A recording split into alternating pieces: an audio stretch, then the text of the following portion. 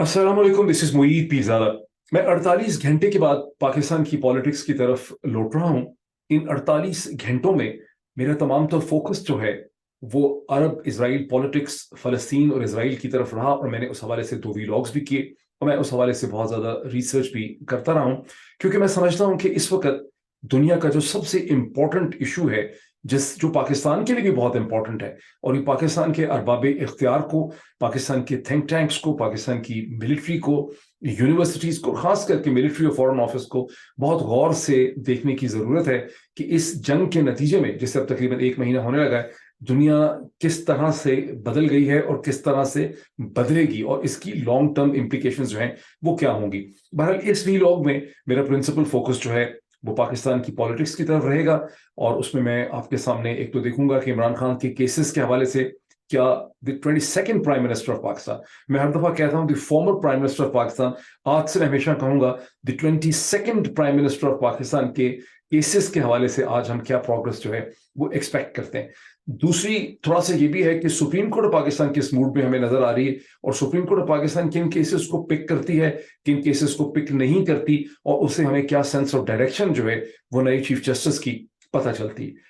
आसिफ अली जरदारी साहब और नवाज शरीफ साहब के दरमियान में क्या खिचड़ी पक रही है, किस किस्म का हनीमून है, यानी पीपीपी और पीएमएलएन किस किस्म की ग्रैंड स्टैंडिंग करने की कोशिश कर रहे हैं, क्या नूरा कुश्ती करके लोगों को बेवकूफ बनाने की कोशिश कर रहे हैं। अफगान जो रिफ्यूजीज हैं, जो मुहाजिरीन हैं, उन्हें जिस तरह से पाकिस्तान से निकाला जा रहा है उसकी क्या इम्प्लीकेशंस हैं, और उस पर कुछ कमेंट्स भी मैं आपके सामने लेके आऊंगा। लेकिन सबसे पहले मैं आपसे रिक्वेस्ट करूंगा कि आप में से वो तमाम लोग जिन्होंने अभी तक इस चैनल को सब्सक्राइब नहीं किया, इस चैनल को सब्सक्राइब करें, इसका जो बेल आइकन है उसके ऊपर क्लिक करें, इसे लाइक करें, इसे शेयर करें। उसकी बहुत सी वजूहत मैं आपको पहले बता चुका हूं, और अगर आप देखेंगे भी तो आपको बहुत हद तक खुद भी एनालिसिस करके समझ आ जाएगी कि जो मैं बात कह रहा हूं, और जो बहुत सी अपॉइंटमेंट्स हो रही हैं इदारों की, जैसे नादरा है, जैसे पीटीए है, उन अपॉइंटमेंट्स के पीछे क्या वजूहत हैं वो भी आप अच्छी तरह से समझ सकते हैं। Now let me start. Pakistani politics में जाने से पहले मुझे थोड़ा सा इंटरनेशनल 3-4 डेवलपमेंट्स आपके सामने रखने दीजिए जो बहुत इंपॉर्टेंट है। पहले एक बहुत इंपॉर्टेंट डेवलपमेंट ये है कि सऊदी अरब और ईरान ने मिलके, दोनों के फॉरेन मिनिस्टर्स ने मिलके एक टेलीफोनिक कॉन्वर्सेशन के बाद ओआईसी का summit, organisation of Islamic countries, जो 57 मेंबर स्टेट्स की एक ऑर्गेनाइजेशन है, जिसको अक्सर हम लोग कहते रहते हैं ओआईसी और बहुत बेकार ऑर्गेनाइजेशन है, लेकिन इस स्टेज के ऊपर ओआईसी की बड़ी इंपॉर्टेंस है। ओआईसी की एक इमरजेंसी मीटिंग को सऊदी अरब के अंदर कॉल किया गया है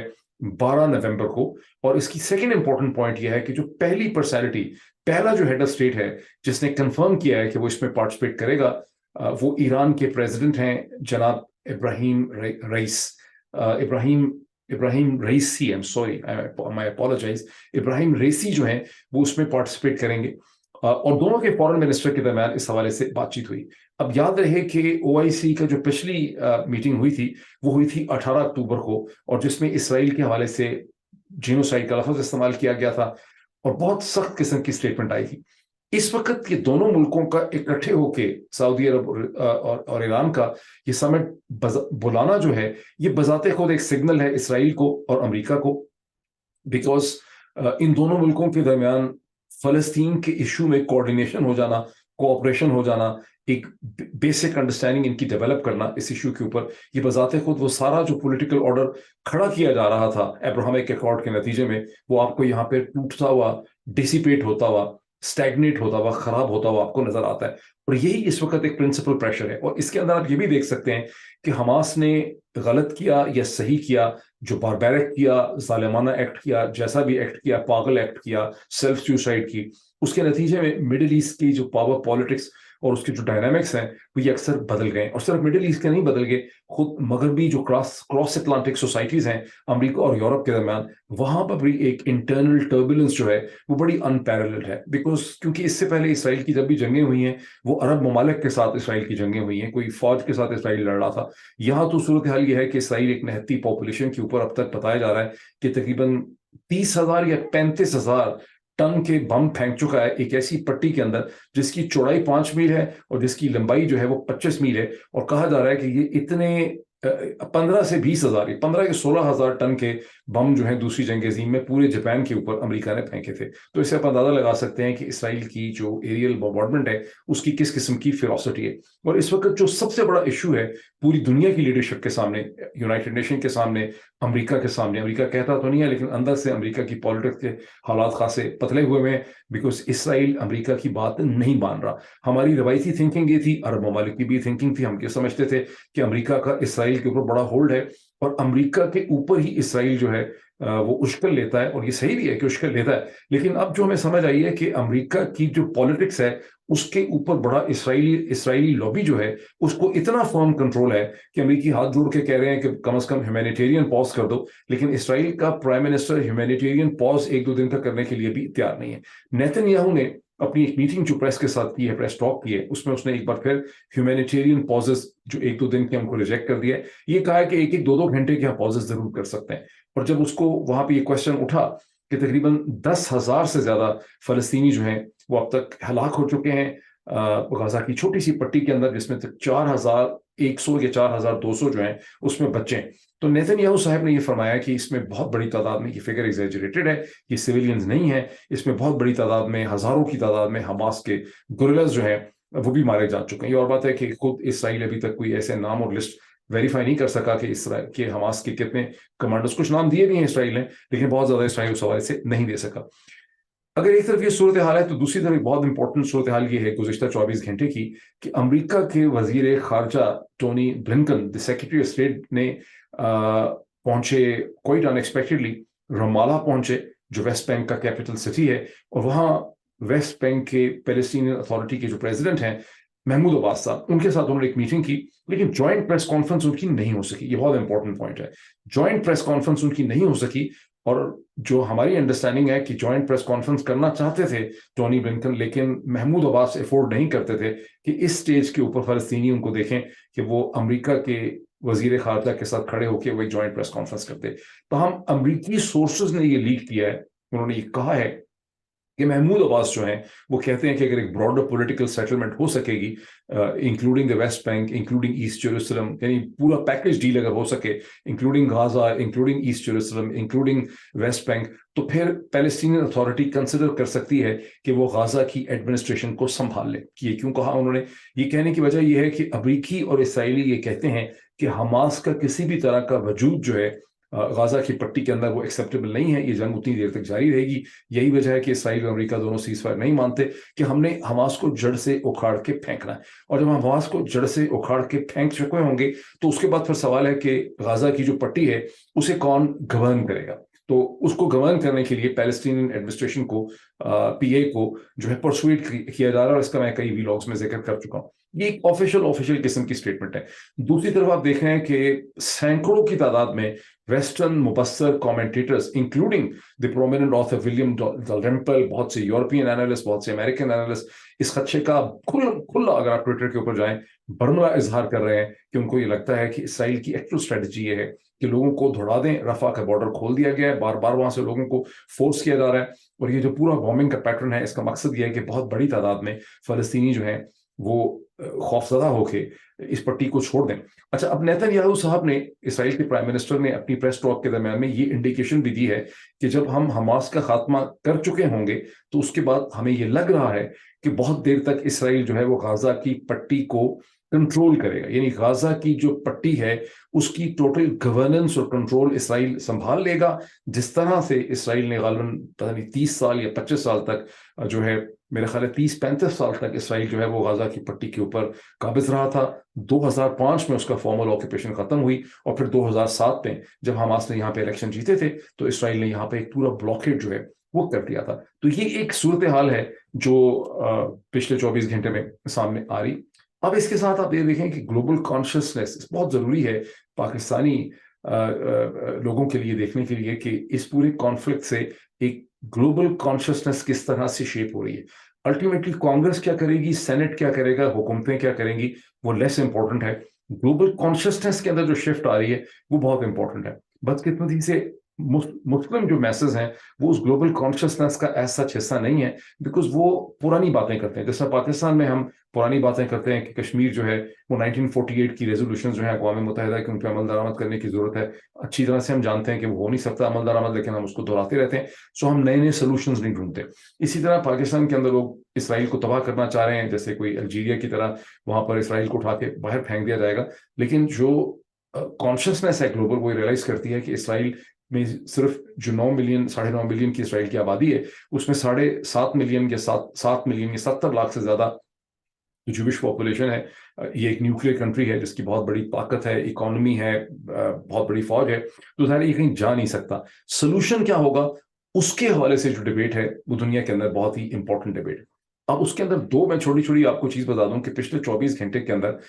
جو ایک گروپ ہے جوش وائس فار پیس، جوش وائس فار پیس کے لوگوں نے ایک فیری میں سوار ہو کے ٹورسٹ بن کے، کیونکہ اجازت نہیں ہے کہ آپ جا کے اسٹیچو آف لبرٹی کے اوپر مظاہرہ کریں امریکہ میں، نیو یارک میں، لیکن لوگ بہانے سے وہاں پہنچ گئے سینکڑوں کی تعداد میں، 500 600، اور وہ ٹورسٹ بن کے گئے اور وہاں جا کے انہوں نے اپنے جھنڈے نکالے اور انہوں نے اسٹیچو آف لبرٹی کو بلاک کر دیا. اور یہ سب جوش تھے، یہ جوش گروپ تھا، یہ لبرل گروپ تھا. دیر از دی جوش وائس فار پیس. یہ وہی گروپ ہے جس نے 27 اکتوبر کو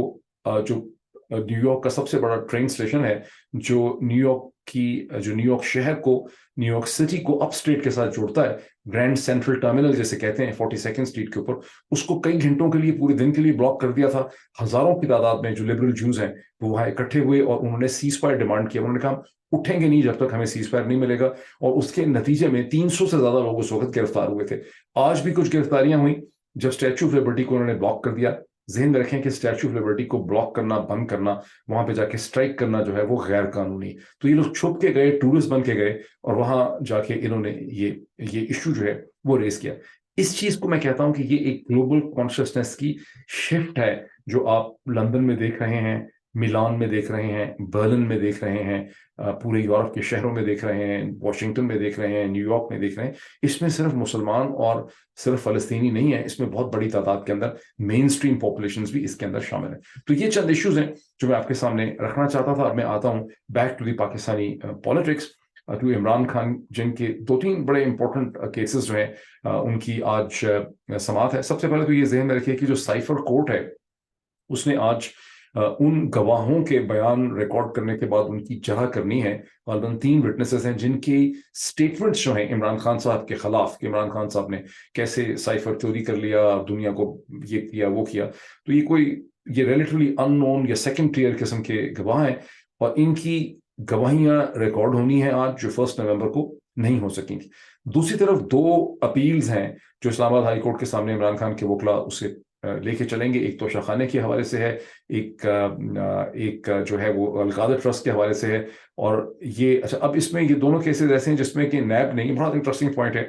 کہ نیب نے پچھلی ہیئرنگ پہ آ کے یہ کہا کہ یہ جو پی ٹی آئی نے یہ جو اپلیکیشنز ڈالی ہیں، پٹیشنز ڈالی ہیں، یہ ٹائم بار ہو گئی ہیں، 30 دن کے اندر نہیں ڈالی ہیں، 20 دن کے اندر نہیں ڈالی. یہ بڑا انٹرسٹنگ پوائنٹ ہے کیونکہ نواز شریف صاحب کی 4 سال کے بعد جو ہے ساری کی ساری اپیلز جو ہیں وہ ان کی منظور ہو گئی ہیں. وہاں آ کے نیب نے کہا ہے کہ ہم ان کے خلاف کچھ بھی نہیں کرنا چاہتے. یہاں نیب نے آ کے کہا ہے کہ یہ 30 دن زیادہ ہو گئے ہیں، اس میں 5 دن اوپر ہو گئے ہیں، 4 دن اوپر ہو گئے ہیں، تو یہ ٹائم بار ہو گئی ہیں. بہرحال آج اسلام آباد ہائی کورٹ ان کو سنے گی. ایک بہت امپورٹنٹ کیس جو آج دوبارہ سنا جائے گا ایک ڈویژنل بینچ سے،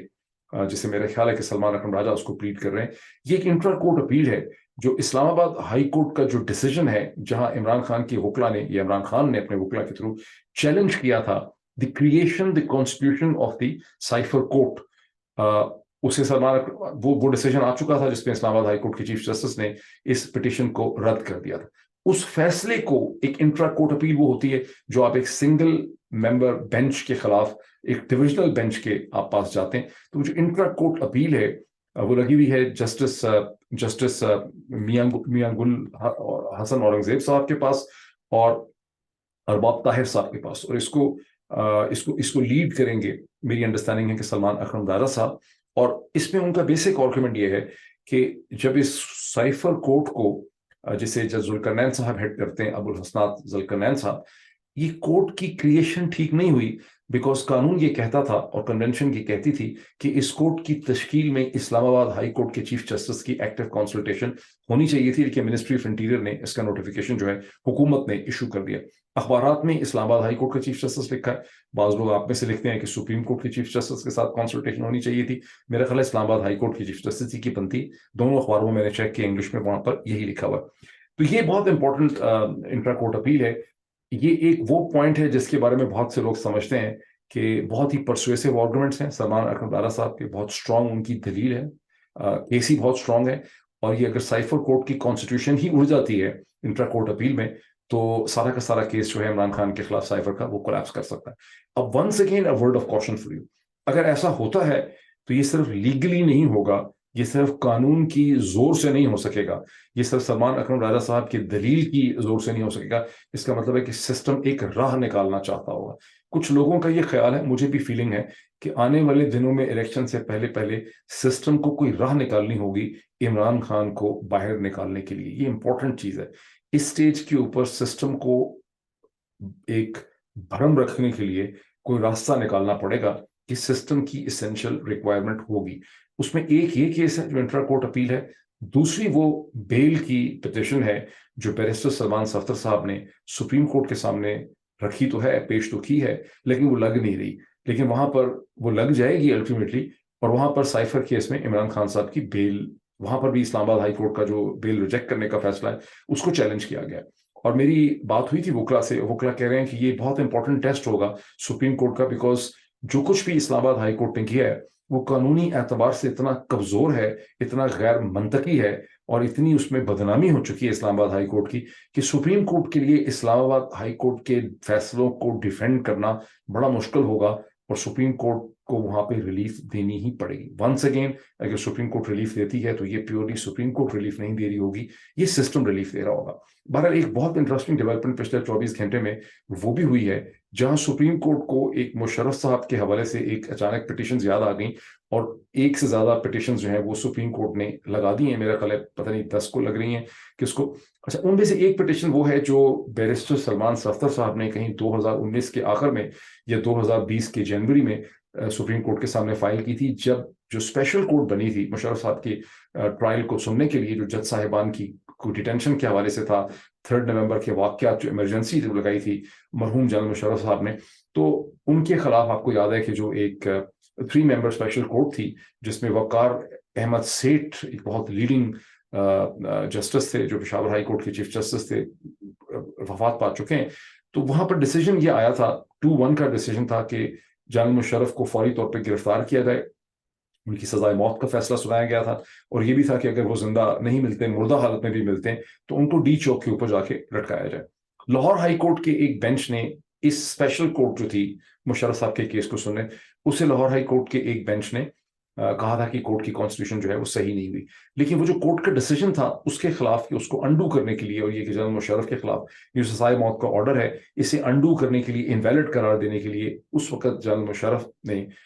the former president of Pakistan نے بیرسٹر سلمان صفدر صاحب کو ہائر کیا تھا، اور انہوں نے سپریم کورٹ پاکستان میں ایک پٹیشن لگائی جو 2020 میں تھوڑی دیر کے لیے سنی گئی تھی، جب جسٹس عمر عطا بندیال صاحب نے اسے سنا تھا۔ اس کے بعد انہوں نے کہا کہ اس پہ ایک لارجر بینچ بنانے کی ضرورت ہے، اس کے بعد اس کی کوئی ہیئرنگ نہیں ہوئی۔ اب فروری 2023 کے اندر، اسی سال، اب سے کوئی 7-8 مہینے پہلے جنرل مشرف کی رحلت ہو چکی۔ اب جنرل مشرف کی رحلت کے بعد اچھا ایک دوسری بھی پٹیشن ہے، جب لاہور ہائی کورٹ نے کہا کہ اسپیشل کورٹ کی کانسٹیٹیوشن غلط ہوئی ہے تو سندھ ہائی کورٹ بار ایسوسی ایشن نے ایک پٹیشن موو کی سپریم کورٹ کے سامنے، جس میں رشید رضوی صاحب جو ہیں، راشد رضوی صاحب یا رشید رضوی صاحب جو پہلے میں خود جج بھی رہ چکے ہیں، بہت مشہور پرومیننٹ وکیل ہیں، انہوں نے ایک پٹیشن موو کی لاہور ہائی کورٹ کے فیصلے کو کالعدم قرار دینے کے لیے کہ فیصلہ جو ہے وہ ٹھیک نہیں ہے۔ اب رشید رضوی صاحب کی جو پٹیشن ہے اور بیرسٹر سلمان صفدر صاحب کی جو پٹیشن ہے، ان دونوں پٹیشنز کو سپریم کورٹ نے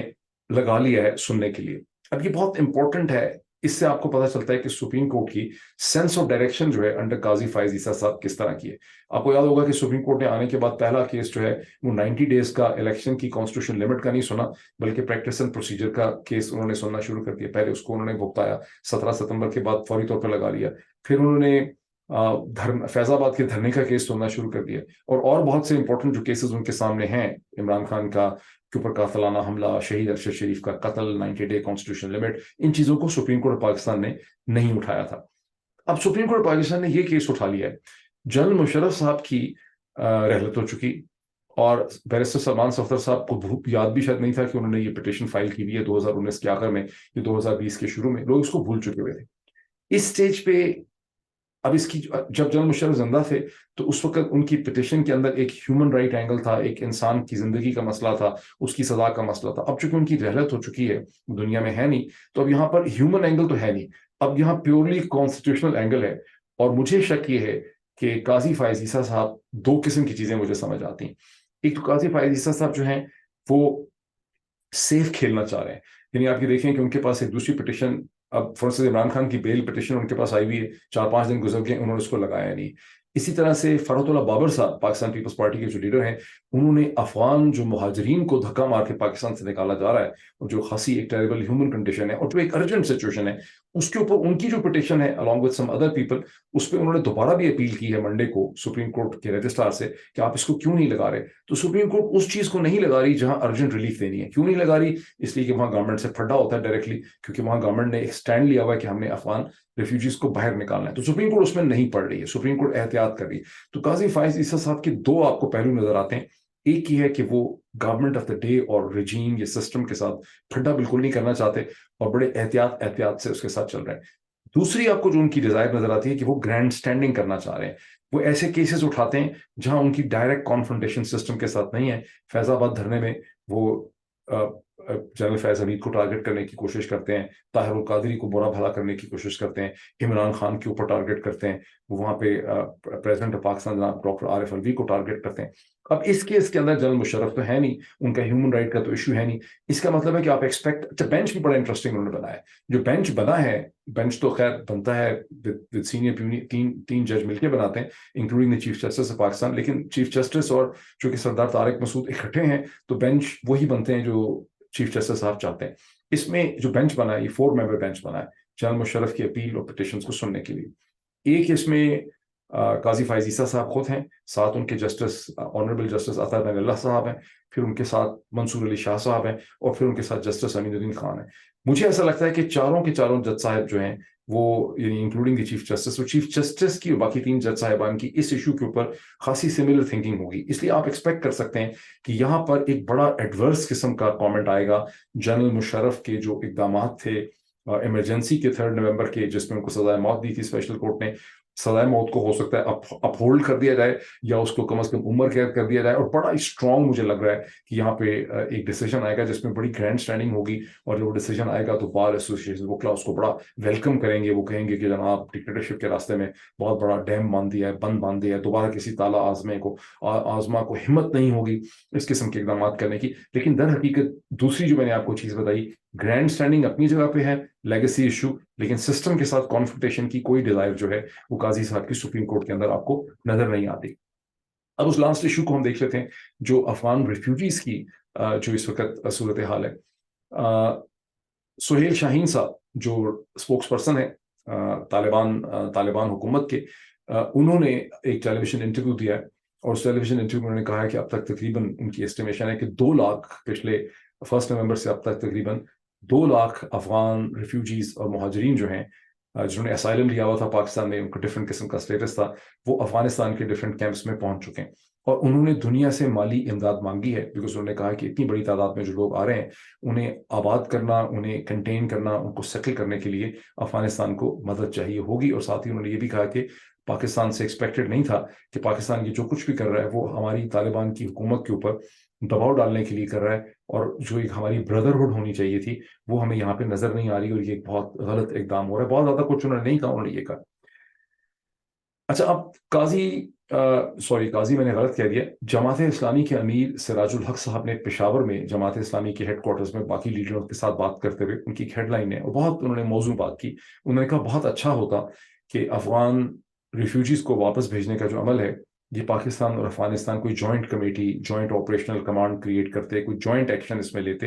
ایک آپریشنل گروپ بنا دیتے، اور وہ آپریشنل گروپ جو ہے وہ اس کی سپرویژن کرتا، مانیٹرنگ کرتا، اس کے بارے میں فیصلے کرتا۔ اور اتنی بڑی تعداد میں جب آپ لوگوں کو اتنی جلدی سے نکال رہے ہیں تو اس سے بڑے مسائل پیدا ہوں گے۔ انہوں نے یہ بھی بتایا کہ کس طرح سے افغان عورتیں جو ہیں اور بچے بھوکے پیاسے رہے ہیں بسوں میں، ٹرکوں میں، کیونکہ ظاہر خوف ہے، اور وہ ان کو جب شہروں سے نکالا گیا ہے تو انہوں نے اس کی بہت سی ڈیٹیلز جو ہیں وہ دی ہیں. اب یہاں پر ایک بہت ہی یعنی پرٹیننٹ کوشچن یہاں پہ اٹھتا ہے.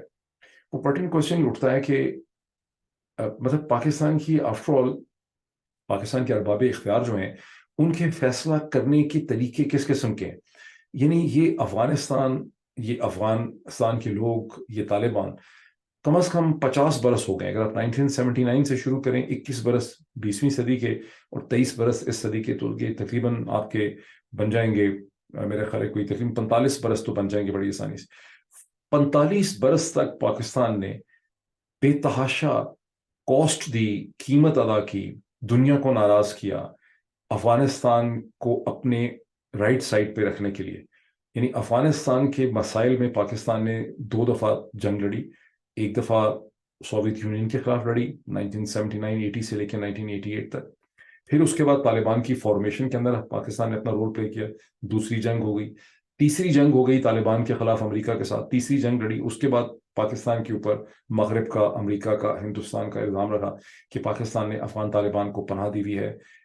کوئٹہ شورا بنائی ہوئی ہے، پشاور کے اندر بٹھایا ہوا ہے، تمام افغان جو بڑے لیڈر ہیں ان کی فیملیز کو اسلام آباد کے قریب رکھا ہوا ہے. اور یہ کہ پاکستان ڈبل گیم کھیل رہا ہے، ان کی مدد بھی کر رہا ہے، اور یہی وجہ ہے کہ امریکی ان کو شکست نہیں دے سکے. تو 45 برس تک پاکستان نے ایک ہیوج پولیٹیکل، فائنینشیل، اکنامک اور ہیومن کاسٹ پے کی under the principle and under the assumption and under the argument کہ ہم افغانستان ہمارے بیک یارڈ میں ہے، ہم 2 فرنٹ سچویشن میں نہیں پڑنا چاہتے. ایسٹ میں ہندوستان ہمارا دشمن ہے، ویسٹ میں اگر افغانستان میں ہمیں انفرینڈلی گورنمنٹ ملتی ہے یا انفرینڈلی رجیم ہوتا ہے تو ہماری نیشنل سیکیورٹی جو ہے وہ خطرے میں پڑ جاتی ہے. تو ہمیں افغانستان میں ڈیپتھ چاہیے، ہمیں افغانستان میں سمپتھی چاہیے، ہمیں افغانستان سے کوآپریشن چاہیے. اور اب جب ہمیں وہ مل چکی تھی، اور اس رجیم کے جو بدنصیب رجیم چینج ہوا ہے پاکستان میں in the March and April of 2022، اس سے پہلے ہمارے بہت ہی بہتر تعلقات تھے. اگر دنیا میں کسی ملک کی گڈ ول تھی نئی آنے والی حکومت میں تو وہ پاکستان کی تھی. یس، ہمارے ڈفرینسز تھے، ڈفرینسز ہر 2 ممالک کے ہوتے ہیں، تمام نیبرز کی دنیا میں ڈفرینسز ہوتے ہیں. کوئی بھی نیبرز جو ہیں ان کے میاں بیوی کے بھی ڈفرینسز ہوتے ہیں، ایک ہی گھر میں اکٹھے رہتے ہیں. تو ڈفرینسز ہمارے ان کے ساتھ ضرور تھے، لیکن جو طریقہ اپنایا گیا ہے اور اس میں جو زخم لگائے جا رہے ہیں اور جس طرح سے افغانوں کو دربدر کر دیا گیا ہے اور ان کو نکالا گیا ہے، اس کی تو بڑی ٹاکسک امپلیکیشنز ہوں گی for the relation ship between Pakistan and Afghanistan. پھر یہ کیوں کیا جا رہا ہے؟ مطلب کیا یہ دانستہ طور پہ کیا جا رہا ہے؟ اور کوئی cogent, credible, convincing evidence Pakistan کی حکومت نے دنیا کے سامنے نہیں رکھی جو یہ ثابت کر سکے کہ یہ جو 1.7 ملین یا 17 لاکھ افغان مہاجرین تھے، ان کا اور پاکستان کے اندر ہونے والی دہشت گردی کو آپس میں کنیکٹ کرنے کی کوئی کریڈیبل ایویڈنس پاکستان کی موجودہ حکومت دنیا کے سامنے، پاکستان کے لوگوں کے سامنے یا پاکستان کے میڈیا کے سامنے لے کر نہیں آئی ہے. ابھی آپ دیکھ لیں کہ جو حملہ ہوا ہے ابھی میاں والی کے ایئر بیس کے اوپر، اگر گورنمنٹ کے پاس کوئی واقعی ایویڈنس ہے کہ میاں والی کے ایئر بیس پہ حملہ اور افغان جو ریفیوجیز ہیں پاکستان کے اندر ان کا آپس میں کوئی ریلیشن شپ ہے، تو حکومت کو اس کو سامنے لانا چاہیے. تو میں سمجھتا ہوں کہ جو کہا ہے جناب جماعت اسلامی کے امیر سراج الحق صاحب نے کہ یہ جوائنٹ اگر ہوتا تو بہت بہتر ہوتا، اس میں بہت وزن ہے. اس میں ایک تھوڑا سا میٹیگیٹنگ فیکٹر یہ ہے کہ پاکستان کا جو میڈیا ہے، پاکستان کی ہیومن رائٹ آرگنائزیشنز ہیں، پاکستان کی جو بعض پولیٹیکل پارٹیز کے فیکشنز ہیں، جیسے جناب جیسے فرق اللہ بابر صاحب ہیں، ڈان اخبار جو ہے، ٹریبیون ہے، خاص کر کے ڈان اخبار جو ہے، مسلسل ڈان اخبار اس کے اوپر ایک بڑی گورنمنٹ کو بڑے نیگیٹو اس میں فیڈ بیک دے رہا ہے کہ جو کچھ آپ کر رہے ہیں، ان کی خبریں، ان کی ہیڈ لائن، ان کے ایڈیٹوریل، ان کا جو پورا ہے، تو کم از کم ایک ضرور ہے کہ یہ پوری پاکستانی قوم کا فیصلہ نہیں ہے یہ اتنا عجیب و غریب فیصلہ، یہ کچھ سلیکٹ ارباب اختیار کا یہ فیصلہ ہے. میں نے اس سے پہلے بھی ڈسکس کیا تھا کہ یہ فیصلہ بہت عجیب و غریب ہے اور مجھے اس کے اندر بہت زیادہ سازش کی جو ہے وہ بو مجھے اس کے اندر سے آتی. اب آ جائیں لاسٹ، بہت ہی ویسے تو بہت لوگوں کے لیے سب سے امپورٹنٹ تھا، میں اس کو بالکل آخر میں ڈسکس کر رہا ہوں کہ ہمٹی ڈمٹی اور آصف علی زرداری، ہمٹی ڈمٹی اور آصف علی زرداری کے درمیان میں کیا کھچڑی پک رہی. بہت بڑی بڑی ہیڈ لائنز لگائی گئی ہیں کہ نواز شریف صاحب کو آصف علی زرداری صاحب نے فون کال کی اور بڑی ان سے خیر سگالی کی باتیں کی، اور یہ پی ایم ایل این کے سورسز سے خبر لگائی گئی، اور خبر یہ بھی لگائی گئی ہے کہ آصف علی زرداری نواز شریف نے مل کے یہ فیصلہ کیا تھا، انہوں نے قسم کھائی ہے کہ پاکستان کی ریاست کی وہ حفاظت کریں گے اور پاکستان کے لوگوں کی جو اکنامک مسائل اور دشواریاں ہیں اس کو وہ ٹھیک کریں گے. اس پہ بندہ کہہ کے مارے، روئے، ہنسے، نعرے مارے، دیوار سے ٹکرے مارے اس اسٹیٹمنٹ پہ کہ یہ دونوں پاکستان کے لوگوں کے مسائل حل کریں گے. یہ دونوں پتہ نہیں کب سے لگے ہوئے ہیں پاکستان کے لوگوں کے مسائل حل کرنے کے لیے، لیکن اس کو بڑی نمایاں طور پہ پبلش کیا گیا. اس سارے کے سارے غبارے پہ کو پنکچر کر دیا بلاول. یہ جو اخباروں میں، چونکہ اخباروں میں جو ہیڈ لائن چھپی وہ نون لیگ کے سورسز کے حوالے سے چلی، جو بلاول صاحب سے اس کا سوال پوچھا گیا تو انہوں نے اس سارے غبارے کو پنکچر کر دیا، ٹھا کر کے گولی ماری. انہوں نے کہا کہ یہ تو پہلے ہوئی تھی ٹیلی فون کال، یہ تو پچھلے 24 گھنٹے میں کوئی ایسی ٹیلی فون کال جو ہے وہ ہوئی نہیں ہے، یہ پرانی بات ہے، یہ روٹین قسم کی بات ہے. اس کے بعد جب یہ سوال مریم اورنگزیب صاحبہ سے پوچھا گیا تو انہوں نے بھی بڑی ڈانٹ ڈپٹ کر دی PMLN کے لوگوں کی کہ ہماری جو سیکٹری انفارمیشن ہے وہ صرف جناب حضرت احسن اقبال صاحب ہیں، اور احسن اقبال صاحب ہی جو ہیں ان کو اس پہ کامنٹ کرنا چاہیے تھا، باقی لوگ کیوں کامنٹ کر رہے ہیں. بہرحال خاصا اس کا واولہ مچایا گیا. دوسری جو چیز ہے نواز شریف صاحب کے حوالے سے وہ یہ ہے کہ نواز شریف صاحب بنفس نفیس 4 برس کے بعد PMLN کا ماڈل ٹاؤن کے اندر جو سیکریٹریٹ ہے وہاں پہ تشریف لائے. وہاں انہوں نے بڑی امپورٹنٹ قسم کی ان کو بریفنگ دی گئی، بڑے امپورٹنٹ لوگوں سے ان کی ملاقات ہوئی. وہ امپورٹنٹ لوگ کون تھے؟ اس میں ایک شہباز شریف صاحب تھے، ایک مریم نواز صاحبہ تھیں، ایک اسحاق ڈار صاحب تھے، ایک خواجہ سعد رفیق تھے، ایک خواجہ آصف تھے. اب کوئی پوچھے کہ ان سے ان کی ملاقات ابھی ہوئی ہے؟ ان قسم پچھلے 4 سال میں ان کی پتہ نہیں 40 دفعہ ان سب سے ان کی ملاقات ہو چکی ہے، کتنی دفعہ ان سے بات ہو چکی ہے. انہوں نے کیا ان کو بہت امپورٹنٹ قسم کی بریفنگ دے دی ہوگی، لیکن ایک چیز اس میں سے نکلی ہے کہ نواز شریف صاحب نے ایک کمیٹی بنائی ہے جس میں خواجہ سعد رفیق بھی ہیں، یا صادق صاحب بھی ہیں، میرا خیال ہے اسحاق ڈار صاحب بھی ہیں، اور رانا ثناء اللہ بھی ہیں. اس کمیٹی کو یہ ٹاسک دیا گیا ہے کہ باقی ساری جماعتیں، پیپلز پارٹی، مولانا فضل الرحمان کی پارٹی، محمود اچھسری کی پارٹی، ANP، کچھ ذکر اس میں PTI کا بھی ہو رہا ہے، کہ ان سب سے رابطے قائم کیے جائیں اور ایک انڈرسٹینڈنگ ڈیولپ کی جائے، ایک لاہ عمل، ایک ایتھیکل کوڈ بنایا جائے الیکشن کے حوالے سے. اور ہم سب کو ویلکم کرتے ہیں انکلوڈنگ PTI کو الیکشن میں پارٹیسپیٹ کریں. یہ تو ہو گیا سارا قصہ. ایک میری بات یاد رکھیں جو میں نے آپ کو بتایا تھا، ابھی آپ کو شاید نہ کسی کو لگ رہا ہو، جو ظاہر کی طاقت پر لوگ ہیں وہ اس کو اس وقت سمجھنا نہیں چاہ رہے.